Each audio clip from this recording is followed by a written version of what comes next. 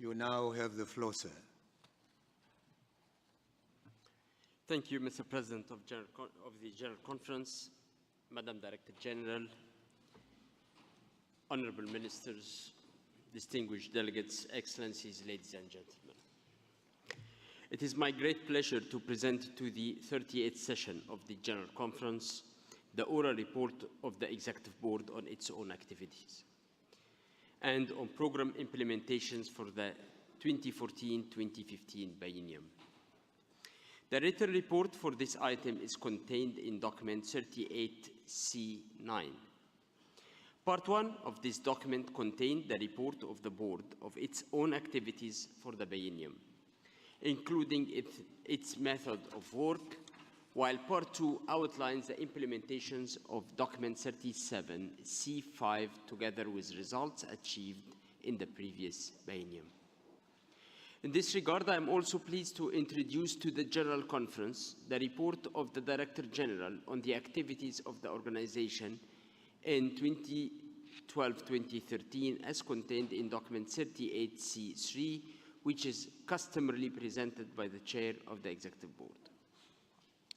During its 194th session, the Executive Board examined document 194EX4 draft 38C3 and decided to convene between board sessions meetings of the preparatory group to consider, in close collaboration with the Secretariat, ways to improve the format of results reporting, making it more efficient and better adapted to the new four-year programming cycle. At its 195th session, the Executive Board endorsed the new proposed approach to reporting, and at its 196th session, the Director General presented the first program implementation report. This document represented a step forward. This document represents a step forward in reporting on program implementation, demonstrating progress toward result achievement. It also contains relevant information that the Board can use for its discussion on program implementation. By its 195EX Decision 4.5 transmitted to the General Conference, at its 38th session, in document 38C22, the Executive Board recommended that the General Conference endorse the new format of document EX4 and C3 and reporting cycle on program implementation. As with the previous biennium, 2014-2015 continued to be a challenging period for UNESCO, where much of the work of the Executive Board was directed to strengthen the vitality of the organization in its efforts to face a difficult budgetary situation. It is important to note that throughout this biennium, the Board took decisions it considered appropriate to assist the Director General in fulfilling the 37C5, while also ensuring that the strive of greater impact and sharper delivery of UNESCO's program within the member states, while also preserving the strengthening the relevance of the organization for the future, despite our budgetary constraints. During this period, the Board expressed its appreciation to the Director General for her efforts to implement the program and to achieve the 37C5 expected results despite significant budgetary cuts. Excellencies, ladies and gentlemen, the Board noted key achievement realized in all program areas. Following its prioritization of key programmatic areas, as well as recognizing the progress made in reforming the organization as a whole. We also encourage the Director General to continue her effort to ensure the efficient and effective implementation of each of the major programs. The Board also noted that some activities, by necessity, had to be discontinued or postponed. Corrective measures, including strong extra budgetary resources mobilization, a strengthening of partnership development, the willingness of member states to provide secondments, and increased cooperation with external partners were initiatives that the board gladly welcomes. Program implementation throughout the biennium was challenging. However, the board observed that the program implementation in each of the sectors was always generally on track. We also welcome the Director General and her team's dedication to execute the program despite the challenges they faced. The board, together with the Director General and the Assistant Director General, systematically assist each of the program priorities with a view to continuing to sharpen the organization's focus. The board also continued to encourage the implementation of the operational strategy for Priority Africa and the Gender Equality Action Plan, GEAP2, nothing that have helped to strengthen UNESCO's two global priorities. During the first half of the new four-year cycle, 2014-2017, the Executive Board continued to monitor the progress of program implementation, as well as the reform initiative undertaken by the Director General, as a follow-up to the independent external evaluation of UNESCO. Emphasis was placed on defining a new format of results reporting with a view to aligning it with the new programming cycle, and also to help serve as a basis for strategic decision-making by the Executive Board concerning program implementation matters. Additionally, the Executive Board examined a number of items pertaining to each of the major programs. I would invite you to examine in greater detail all of the progress made during the biennium for each program sector as outlined in document 38C9. Let me also mention the attention the board made to the organization's participations and engagement in the United Nations related processes, leading to positioning UNESCO's core mandate area in the post-2015 development agenda. In this regard, it examined a series of reports presented at each session by the Director General on UNESCO's engagement and participation in the global and regional process, leading to the United Nations Summit held in New York last September, during which the post-2015 development agenda was adopted. Leading up to the UN Summit, the board supported a stand-alone goal on education and amended an overarching goal of ensuring equitable and inclusive quality education and lifelong learning for all by 2030. Expressed the need for a stand-alone goal on water, including access to water and sanitation, integrated water resources management, and disaster risk reduction, as well as for biodiversity.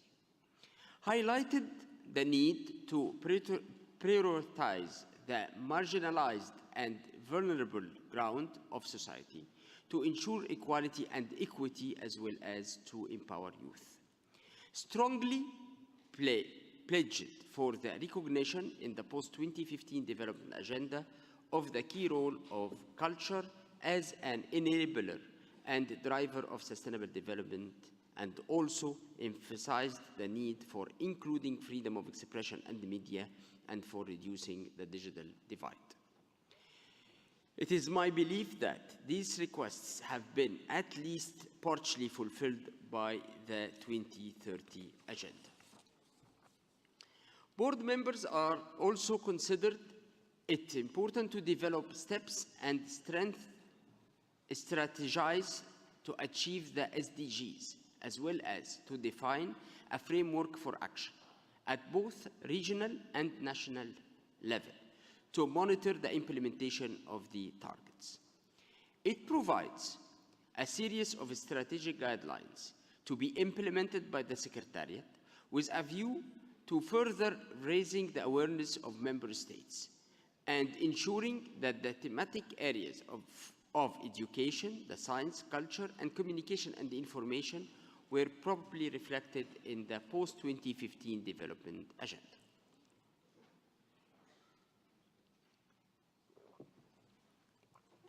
Distinguished delegates of the General Conference, let me now turn to the other areas of relevance to program implementation, for which the board took action, namely, firstly, our examinations, UNESCO's comprehensive partnership strategy, secondly, the state of progress of the reform of the field network, and finally, the improved management of extra budgetary funds.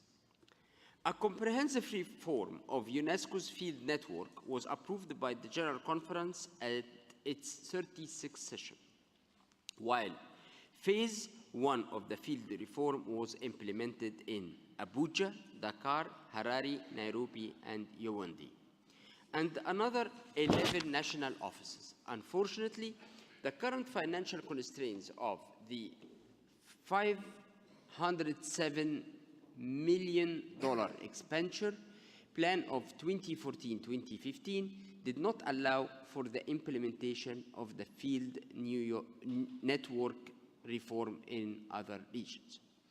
We were continuously kept up to date on reform progress throughout the period. The board also sought clarification pertaining to the accountability and responsibility framework of field office directors. We also requested that performance agreement be developed for all director, head of field offices, with clear performance objectives and targets, and accompanied by consistent performance indicator.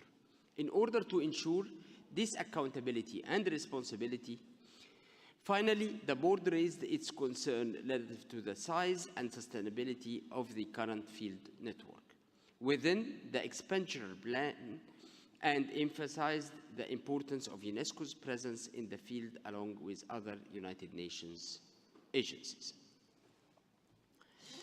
UNESCO Comprehensive Partnership Strategy was crafted in response to the recommendation made in the independent external evaluation of UNESCO. The first ever biennial report on the Comprehensive Partnership Strategy was presented to the board at its 195th session. It contained an overview of the evaluation and the implementation of the strategy, as well as a consolidated report of progress against expected results. The board acknowledged the importance of viewing the comprehensive strategy in a transparent manner and encouraged the Director General to continue reflecting on its enhancement. The board also requested that it be annexed to the 38C5 with target and expected results for each category of partners covered by comprehensive partnership strategy, and to present to the next biennial report to the Executive Board at its 199th session. A revised action plan for improvement management of extra budgetary funds was presented to the board during the 195th session. It gave an updated presentation of the processes in place to implement the guiding principles covered by the original plan issued in 2006, and included updated processes for budgeting and cost recovery that were not included in the original plan. The board emphasized the need for a coherent and transparent approach in the management of extra budgetary resources, considering their growing role in comparison with available funds under the regular program, and bearing in mind that many programs were now relying entirely on voluntary contribution. The importance of the strengthened planning, implementation and monitoring and full alignment with the C5 and C4 documents was underscored. Excellencies, ladies and gentlemen, while the board constantly requested the Director General and her team to continue with their efforts toward great impact of program implementation within the member states, on your behalf, we were also aware of the need to undertake a serious examination of our own working methods, with a view to achieving efficiencies and cost saving, and to maintain our positions as global leader in our fields of competence. It was felt that with improved governance mechanism, we will not only be a better and more efficient organization, we will also be a more attractive organization to external partners and potential donors. This sentiment was confirmed by the external auditor, and during the past months, an effort has been made to make this a reality through the work of an informal task force on governance. At its 197th session, the board formulated a recommendation to the General Conference to examine further ways and means of improving our governance structure. At the time, it also recommended that the board to meet more often on a trial basis in the coming biennium, to better follow up, monitor and prepare decisions, to better involve non-members of the board, and to improve the working relations with the Secretariat. Also, within the framework of the board's celebration of UNESCO's 70th anniversary, it decided during its 194th session to make full use of its role as an intellectual and cultural hub to organize a series of events and debates under the banner UNESCO at 70's Future Prospects. The objective of these debates was to promote the organization's mandate and to enrich UNESCO's contribution to the post-2015 development agenda. High-level personalities and experts from all disciplines and regions addressed the board during a good number of meetings that provided insight and perspectives on subjects relevant to UNESCO's fields of competence, thus enabling members to make more informed programmatic decisions. Further information pertaining to the board methods of work are outlined in Part 5 of the document 38C9. And finally, also, with a view of celebrating our 70th anniversary, an extensive renovation of Room 10 was undertaken. This renovation project was welcomed and approved by the Headquarters Committee in 2014, with works taking just a little under 3 months during the summer period in 2015. The renovation aimed at modernizing the equipment used while also improving ergonomics. This work would not have been possible without generous support of member states and private partners, and also the efforts of the Director General and the Secretariat, who brought this proposal to reality and carried out this project within a very restricted time frame. Dear delegates of the General Conference, before concluding my introduction to the general policy debate, I would like to point out that during 2014-2015 biennium, UNESCO completed its transition to the 4-year programming cycle, aligning its strategic planning and management framework with that of the United Nations system at large. The organization is continuing its push for reform, in line with the recommendation of independent external examiners, in order to strengthen its result and the impact for member states. The Executive Board repeatedly expressed concern about the possible continued non-payment of assessed contribution by member states.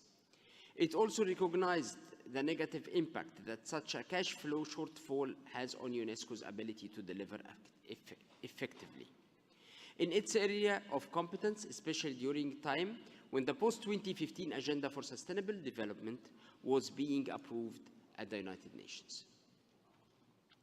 The board continued to insist that all critical reforms be implemented to carefully ensure a balance between the immediate need to continue adjusting program implementations within the current and possible future financial reality we live in, while also looking towards our future long-term needs, to strengthen our capacity to fulfill obligations set out in our Constitution, as well as within the vision and mission statements outlined in the Medium-Term Strategy 37C4, and now also with a view to fully participating in 2030 Sustainable Development Agenda.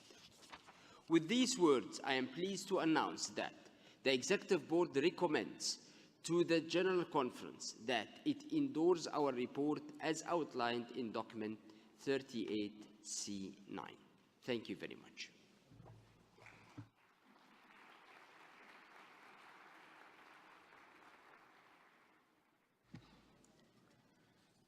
Thank you very much, Mr. Chairperson, for your presentation.